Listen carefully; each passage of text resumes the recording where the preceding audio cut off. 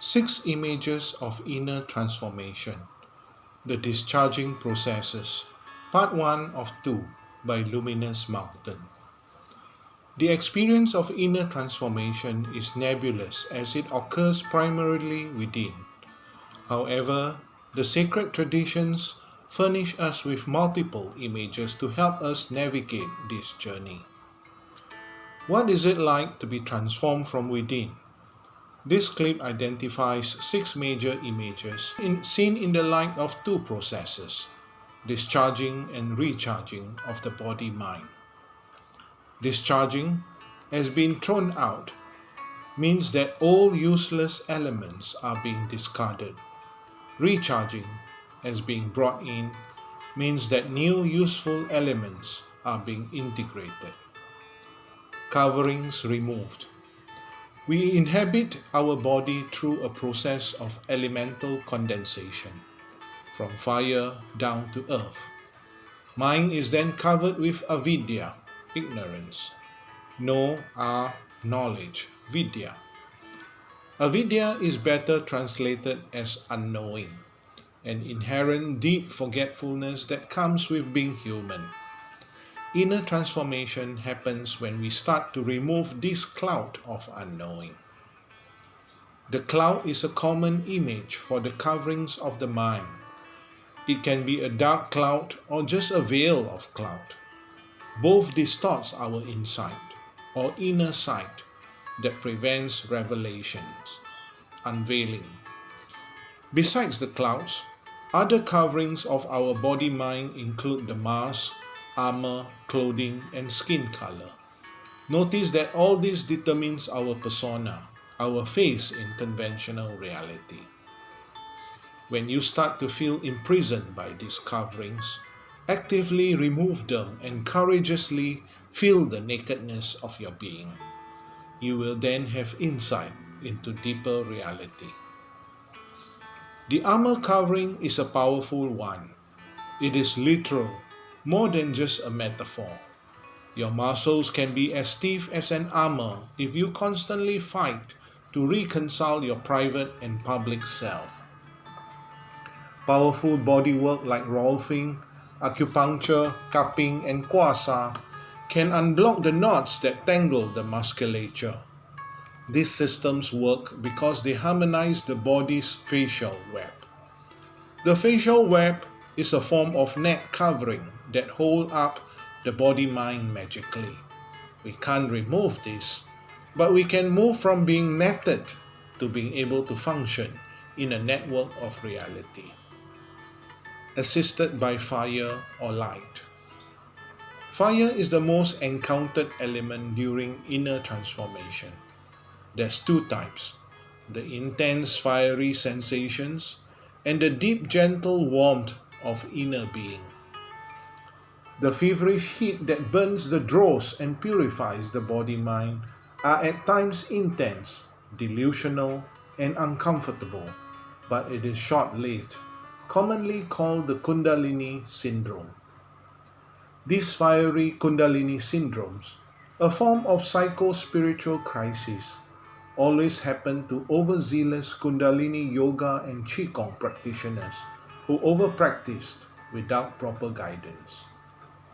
The fiery menopause experienced by women in their late 40s is a form of inner transformation as well.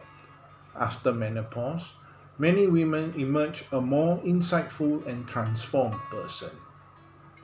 Sri Nataraja is Shiva dancing with a cosmic ring of fire, trampling on a lively dwarf named Apasmara, which means babbling. He babbles incoherently, thus need to be controlled. This dwarf distracts, making us forget our divinity as we enter the human world. He must not be killed, but trample with inner fire to burn off the coverings that veil the true essence. Fiery transformation is better managed with the cooling 智破八味丸, and if there's aches and pains, the slight warming 度活鸡身丸 will help to unblock. When the fiery intensity settles, we will then recognize Christ as the light of the world, or Krishna as being brighter than 1,000 suns. We share this light divine within us. Waking up from death, fear, and sleep. At the end of Freud's life, he revised his worldview, convinced that life is the interplay of an aliveness drive, eros, and death drive, thanatos. When one is ecstatically living life, she has come to terms with death. Conversely, when one is bored and dreading life, which is the herd majority 70%, death has not been fully examined. The fear of death permeates all life. The problem with humans is that we have imagination and foresight.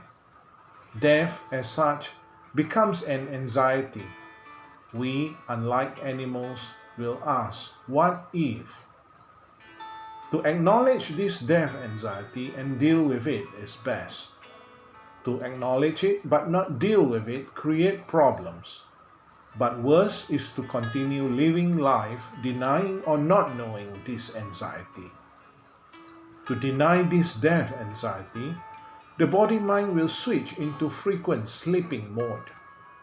The ancient ones could be right when they say that we are all just dreaming away in between sleeps. Brainwaves reports shows that almost everyone unknowingly get into frequent micro sleeps, ranging from 30 seconds to 3 minutes.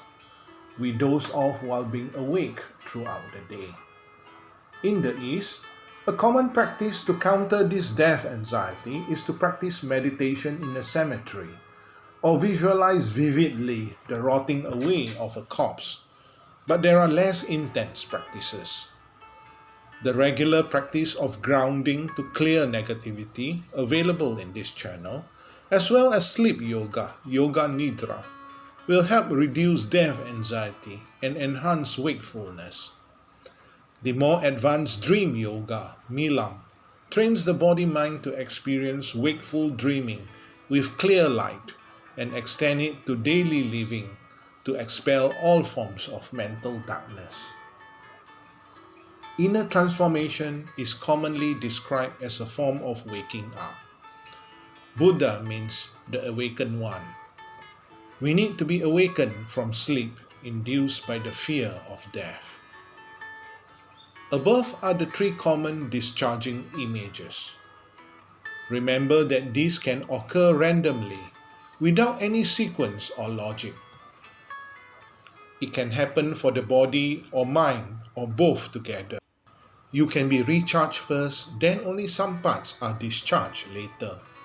Or recharging is abrupt, and discharging is aided by a guide.